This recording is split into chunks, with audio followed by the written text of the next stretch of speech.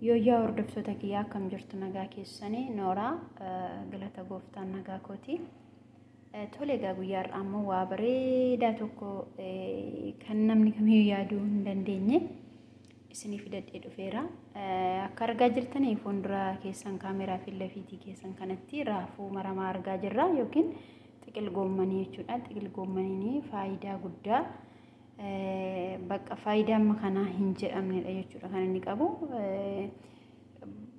Bakka inni itti ramaddiinsaa kuduraa fi muduraa keessatti akka ta'e beekamaadha. Biyya keenya Itoophiyaa keessattis namoonni raafuu kana nyaachuudhaan beekamittuu beekamaadha. Haa ta'u malee kanarra darbee qoricha baay'ee gaarii kan ta'e argamee jira.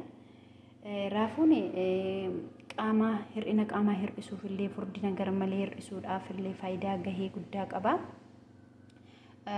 Raafuun kanarra darbee anan isinitti himuu dhufe kun immoo waan addaati. Garuu waan isiniin jechuu barbaadu viidiyoo yeroo darbee viidiyoo tokko hojjedheen ture wayii mataa guddifachuu irratti jechuudha. Viidiyoo tokko guyyaa lama viidicha sana isa argine itti fayyadamne wuxxeetii argachuu yookiin bu'aa argachuu dhiisuu dandeenya.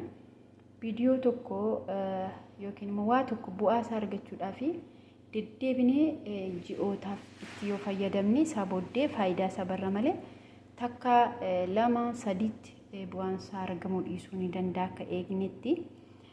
Kanaafiyyuu viidiyoo yookiin immoo waan tokko wayii mataa irrattis ta'ee wayiin isaan masin argisiisaa jiru kanatti deddeebitanii itti fayyadamuudhaan bu'aa gaarii argachuu dandeessu. Kuni namoonni baay'een qoricha fuula madaatii yookiin immoo fuulatti madaa wayii akka nama ba'u kuni kan nama ba'u tokkoffaan aariirraanii lammaffaan hormoonota yeroo wal makan hormoononni yeroo qaamni namaa guddachaa gara guddinaatti deemu hormoononni hormoota haaraa yeroo maddisiisu isa kanaanis hin dhufaa.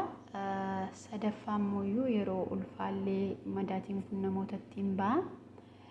Dabalataanii wantoota garaa hidhaga saayinsiin haa ta'u garuu kanas ta'e sana aariidhaanis haa ta'u hormoonii baay'achuudhaanis haa ta'u wanta garaagaraanis haa ta'u xiqil goommaniin kun akkuma sinfiilla fi jikootti argaa jirtan kana yookiin raafuu maramaan kun akkasitti miicee qopheessee jira. Kana asitti naqaa jechuudha. Biradistii qullaatti naqeetanii akkanumatti biradistii qullaatti isin yoo barbaaddanillee kukkutuu dandeessu. Ani hin kukkunne bishaan ho'aa si dabsadhee nan qaba. Bishaan ho'aa kana daqiiqaa 5 hanga 10tti nan danfisan jechuun daqiiqaa 5 hanga 10tti nan danfisaa jechuudha. Erga danfisee booddee bishaan isaan calala keessaa bishaan isaan calala amma danfaanaaf jira jechuudha. Tole bishaan isaa erga danfee daqiiqaa 5 hanga 10 erga bishaatii booddee bishaan isaa jalaan baafadha. Bishaan jalaa baasee dhugamaa jechuudha. Hammi isin dhugdan garuu baay'ee jechuun qaama furdina faattii yookiin immoo furdina qaamaa keessaa zayitii kuufamaa hir'isuu irratti gahee guddaa waan qabuuf keessumaa immoo namoonni kanan fayyadamuu hin qabnellee isinitti himuu nan barbaada. Namoonni kulkullii mormaa qabdan jechuun morma keessan jalatti kulkullii kan qabdan isa opereeshinii godhatanii kan jirtanii gongumaa hin eeyyamamu jechuudha. Akka dooktarri fayyaa kun barsiisanii namoonni irraatii bu'aa argatan irratti namoonni akkasii madaatis qabdanii madaatii baay'ee qabdanis xiqqaa qabdan namoota morma dhiitaa qabdanii mormi keessan jallisiin dhiite yookiin kulkullii mormaa kanarraa kan ka'ee opereeshinii garaagaraa taatanis otoo hin baasinis warri jirtan gongumaa wanti kun hin eeyyamamu jechuudha. So kanaafiyyuu akka ittiin fayyadamne warroonni immoo na fayyadettanii amma ji'a tokkootti galgala ganama nyaatanii kaatanii ganama jechuun coggaarraa keessan akkasiin hin xuqneef qursii keessan nyaatanii ganamas galgala siraatii nyaatanii shiniitti kan taatu shinii bunaa beektu miti amma shinii bunaa walakkaa shinii bunaa yookiin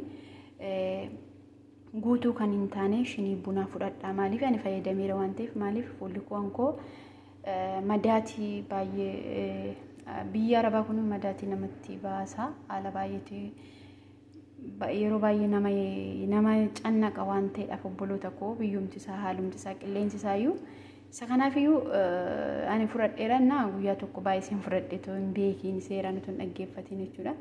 Xiqqoo coggaarraa kun gubee jira. Kanaafiyyuu akka itti fayyadama dooktarri fayyaa sun barsiisanitti dubartiidha dooktarittiin illee namoonni baay'ee itti fayyadamanii bu'aa qabeessan ta'e madaatii keessaniiti qaragee balleessa malee madaatii yeroo dheeraas haa ta'u madaatii immoo yeroo dhiyoo keessa sanitti dhufes haa ta'u hin balleessa garuu itti fayyadama amma ji'a tokkotti itti fayyadamuu qabduun isiniin jechuu barbaada. Hin baay'isinaa nyaata keessan nyaatanii gara qullaatti hin fudhatinaa. Xiqqoo shinii tokko isinii dheeraa shinii keessa gimmaasha shinii fudhattu jechuudha. Isa booddee waxeetii isaa isinumtiyyuu natti himtu itti fayyadama. Kanarra darbee wayii arrii keemikaalota hin qabaatiin mataa arrii akka baduuf akkasumallee foroforiidhaaf wantoota garaagaraa isinii sheer godha waa ta'eef karaa tiiktookis karaa yuutuubii koos na hordofaa sabskiraayib naa godhaa oromoo kiyyaa saba kiyyaa. Na waan kana gootanii kuuftaan kudachaa sinaa eebbisu turtii gaarii dura yeroo danfee ka'u sin agarsiisa. Isin guyyaa guyyaatti itti fayyadamuu dandeessu. Guyyaa guyyaatti warroonni argachuu dandeessan guyyaa guyyaatti danfistanii jalaa baastanii ganamaaf galgalatti fayyadamuu dandeessu. Ani garuu kanan baay'isee takkuma xiqqil goommanii yookiin riifuu raafuu maramaa kanas kanuma qofa waanan qabuufi kanumatti fayyadaman dhiitan baay'isee isin garuu yeroo yerootti godhachuu dandeessu. Isa irraa fi firiijii keessa qorrisiistanii aayilaandiitti naqxanii aayilaandii bishaanitti firiijii keessa keessanii ganama galgalatti fayyadamuu dandeessu. Lakki kanan godhottanii immoo guyyaa guyyaatti kan ganamaaf galgalaan siin ga'u takkaa yoo danfisattanii isaa booddee immoo borus akkasuma godhachuu dandeessu. Baala isaa kana immoo hin gatinaa. Baala isaa kana kukkutaatii akka salaaxaatti nyaadhaa. Salaaxaa qaaraatti dabalaa shunkurtiitti dabalaatii nyaadhaa isiniin jechuu barbaada.